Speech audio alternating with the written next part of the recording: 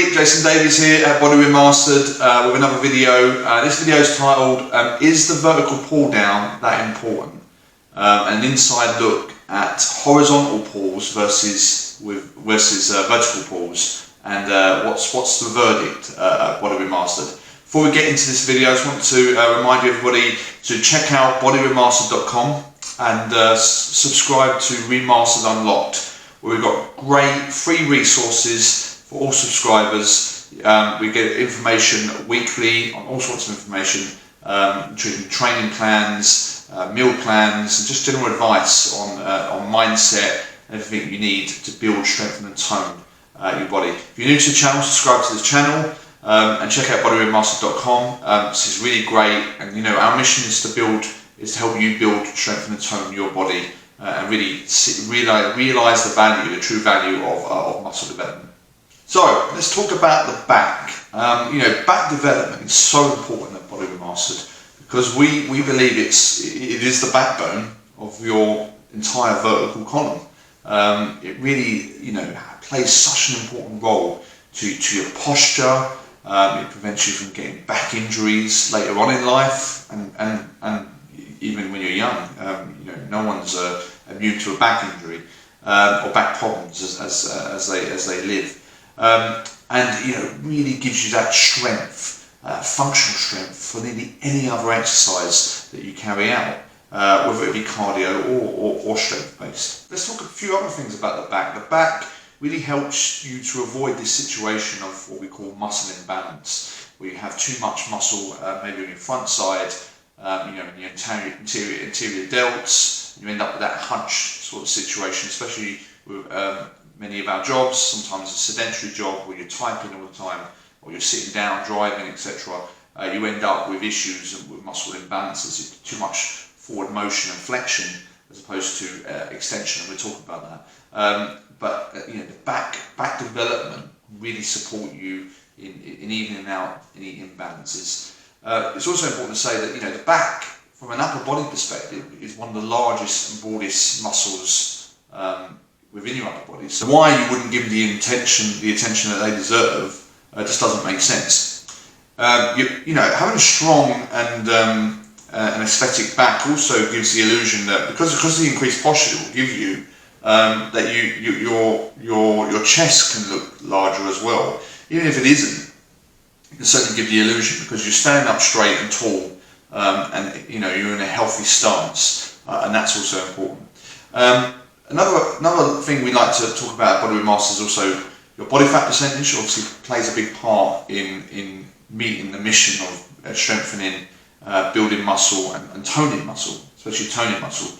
And the back actually tends to hold a lot more body fat than some other body parts. Now obviously this depends on genetics and gender and a lot of things, but don't think necessarily that being a negative thing. That can be a good thing. And that's why it's important to train the back to get a bit of definition, a bit of sculpture on the back, to show the trapezius muscles, to show out the rhomboid muscles, etc.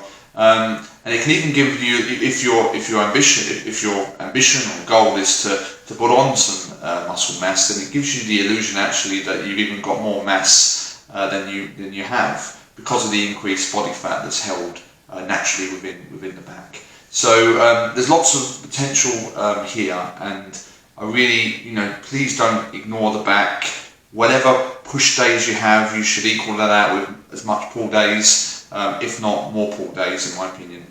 So we're going to cover a little bit more now. I've talked about the importance of the back generally, and there's a lot more to discover on that. But let's look at, first of all, the vertical pulls. All about vertical pulls and why they're important. And then we'll compare them to horizontal pulls, and we'll get your thoughts as well. So let's talk about vertical back pulls. Very important. And despite the verdict of this video, or the equivalent blog, if you want to check that out, you know, vertical back pulls must be in your training program to some degree, to some level. Now, there's lots of different types of vertical back pulls, and we'll get that, but what we actually mean ultimately is any kind of pull, any vertical pull in respect or in relation to your core, which is your body.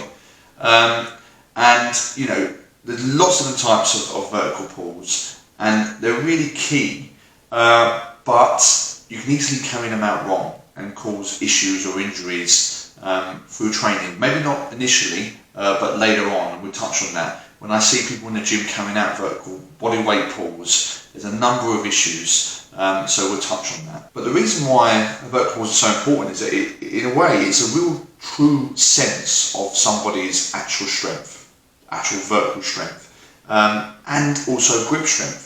And this is probably true for horizontal pulling as well. But particularly, if you're carrying out those vertical pulls, grip strength is so important, not just in your training success and reaching any body goal success, but also generally in life and general health and longevity. There's been a lot of links about grip strength versus your overall health status, which we'll touch on. So vertical pull absolutely can never be ignored. So let's think about the vertical pull. You might see many times pictures of people doing vertical pulls, and they've got chains hanging down from their neck, and then they're lifting huge weights. And you might be sitting there thinking, well, I struggle to do one vertical pull body weight, unless you might be really proficient in it. I know when I began vertical pulls, I really struggled, because I went down the road of carrying out many horizontal pulls. This is just my natural preference. I preferred doing horizontal pulls, which we'll touch on. I began to put some lean muscle mass on. Obviously, my weight increased, healthy weight from lean muscle mass, and then as time went on, I found it more difficult to lift my body vertically. There's no excuse, it's just the situation. I didn't practice form enough, and I ended up being in that situation. But I'm actually quite glad that I went through this struggle with vertical pulls, because it made me realise, I followed and watched people doing them in the gym, how many mistakes I would always see. And I want to make sure that, even though I struggled to even do one repetition of my own body weight, I soon realised that actually if I do it properly at correct form, I will improve over time. And you see this many times. Some people doing half reps on a vertical pull, so they're not carrying out the full range of motion. Sometimes people hang at the bottom, so they put excess stress on their ligaments and joints. And then this is another classic: when they reach the top, they're not properly retracting their shoulders, and therefore not actually building their back effectively or optimally. And in some cases, especially if it's a chin-up type version, you might be trying to build your arms or your biceps more than your actual back. So it's really important. Form is one of the really, really important aspects of vertical pulls. I'm not saying it's any more or less important, because every exercise, form is important for every exercise, but it's particularly important because it can go wrong, very wrong for a vertical pull quite easily, even if you're quite proficient at it and you think you're good at it. Because often, sometimes, by cheating that vertical pull, it's easy to pull yourself up, but you're just not doing it correctly because you're not utilising your back correctly enough. So bear that in mind. I'd rather, if you do struggle with vertical pulls, we can help you at Body Remastered to get stronger in that. But let's start from the baseline and accept that what is a vertical pull, and how do I get to improve that vertical pull, as opposed to doing some sort of variation of vertical pull that's potentially dangerous range of motion. And the other thing people often sometimes neglect about vertical pulls is the variations that you can put in place. One, it might just make more sense to you individually. Don't underestimate sometimes the mind-muscle connection that you have when you carry out a vertical pull-up, pronated vertical pull-up versus supinated chin-up, because some people just respond better to a chin-up versus a more traditional pull-up, and that is individual. Some people respond by using different types of accessories. Sometimes people use pulleys or ropes. Now there's also variations in grip. You might have a wide grip stance, or a narrow grip, or maybe even a neutral grip in terms of the way in which you're carrying out those pull-ups. And then of course you may have the actual pull-up infrastructure could be a different thing. You could use a trap bar, or maybe just an ordinary straight bar. So all these variations play a part in terms of maybe your overall performance in the vertical pull-up. And I applaud you to try out some of these different aspects, some different tweaks to the vertical pull-up. You might find that you're stronger using different techniques, and also you just feel you have more of a mind-muscle connection with the back by making some of these tweaks. So let's look at, if you ignore vertical pulls or you disregard them from your training program, what are you likely to lose out on overall in terms of your performance? The first one is definitely grip strength. Now don't get me wrong, you can get your grip strength from a lot of different exercises, particularly farmers carries. We touched on that in Remastered Unlocked. We have a great program where we mix farmers carries with Romanian deadlifts for great back development. So check that out. So obviously farmers carries, you can develop your grip strength, things like deadlifts as well. But we know that for sure the vertical pull-up plays a huge part in developing your grip strength. Now, having a strong grip strength will help you in all the big lifts, squats, bench press, etc. Because the tightness in terms of the bar in which you're gripping it can have an impact on the overall performance of the lift, how many reps you can carry out, etc. So don't underestimate the importance of grip strength, and you should develop that.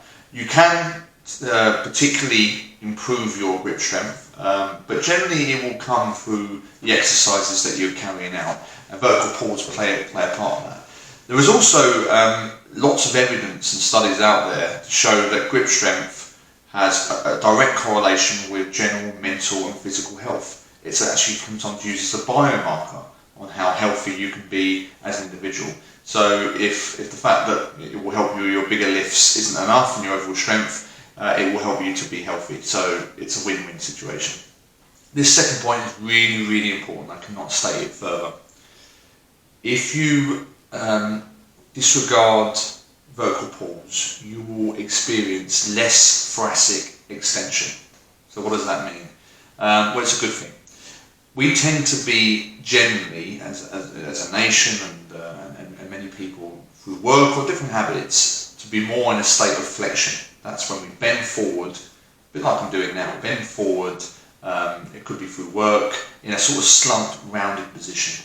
Now the spine is capable of extension as much as it is with flexion, but because we're sometimes we're carrying out activities that involve much more flexion than extension, then we end up sometimes in this rounded sort of hunched position. And when it can get serious, it can end up with chronic situations where you get a curvature of the spine. And in that situation, I will deter you from doing any types of exercises and follow a rehabilitation program to correct the spine.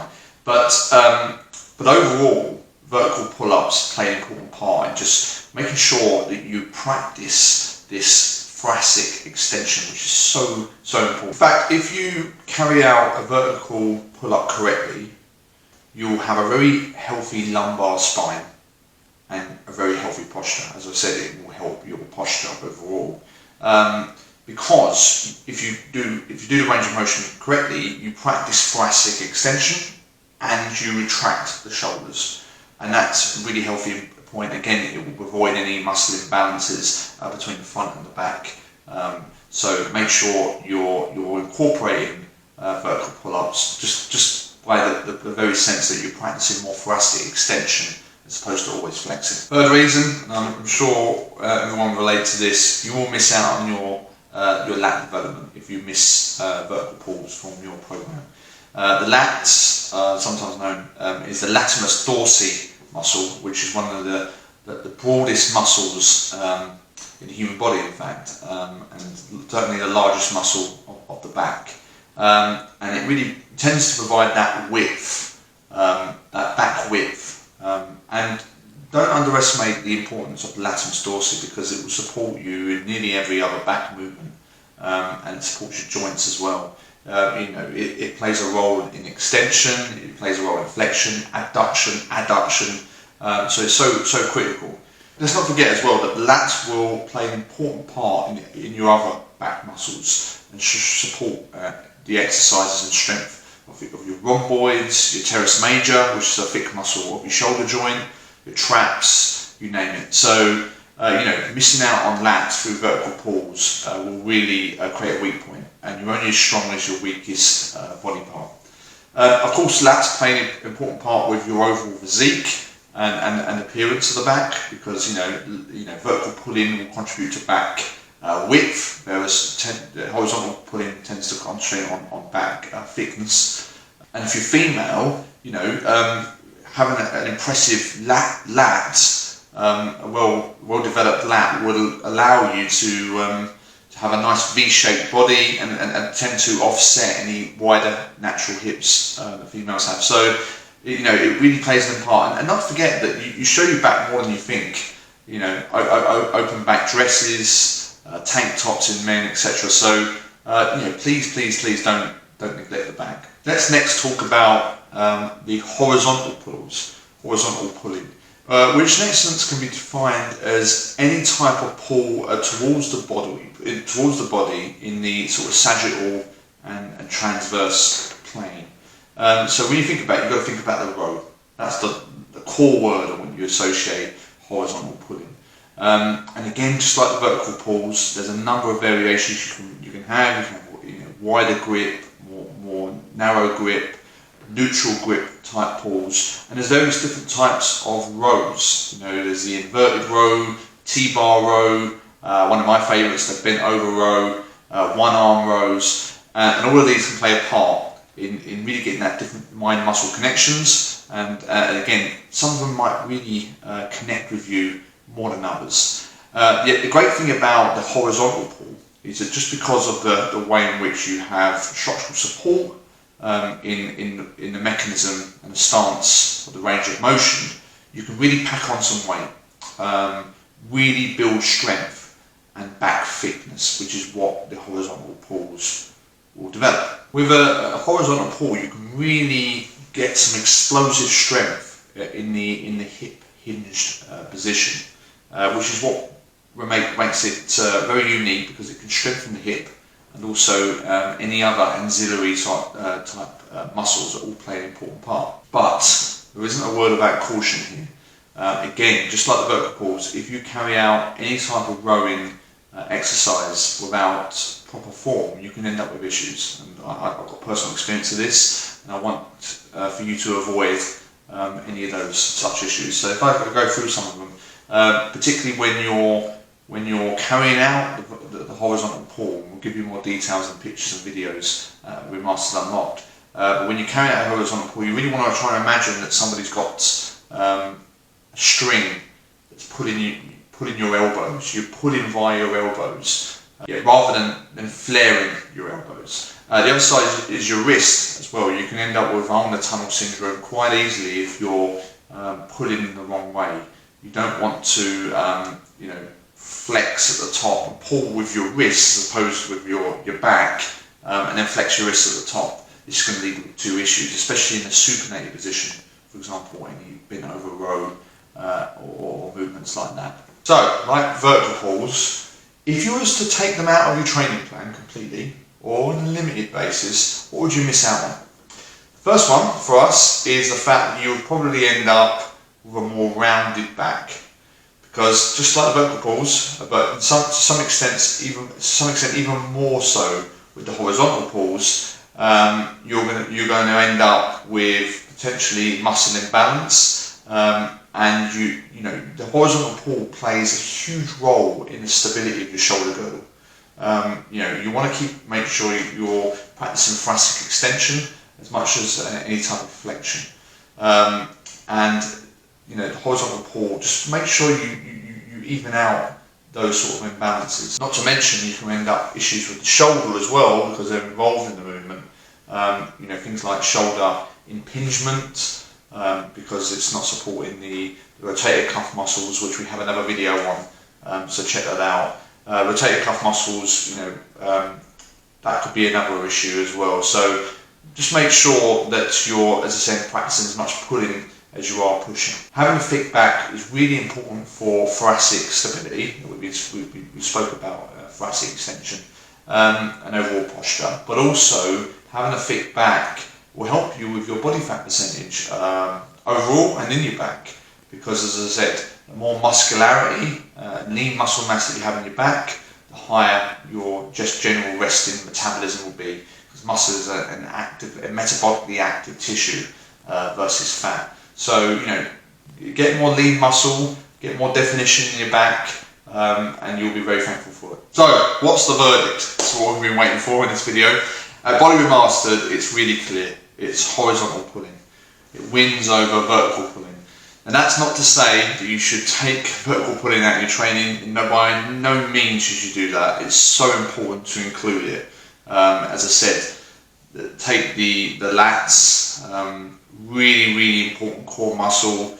They also connect to other really important anatomical parts of your body, like the thoracic spine and the humerus. The lats actually connect your shoulders to your hips, so really important muscle. But for Body Remastered, we believe all the benefits through horizontal pulling, particularly your shoulder health, because your shoulders get used in so many different exercises, whether directly or indirectly, and of course back fitness. You know, the horizontal pulling plays a huge part, and we believe it wins the battle between the two. That's not to say that, you know, horizontal pulling will help you do your vertical pulls, and vice versa. So they have, you know, they're not mutually exclusive.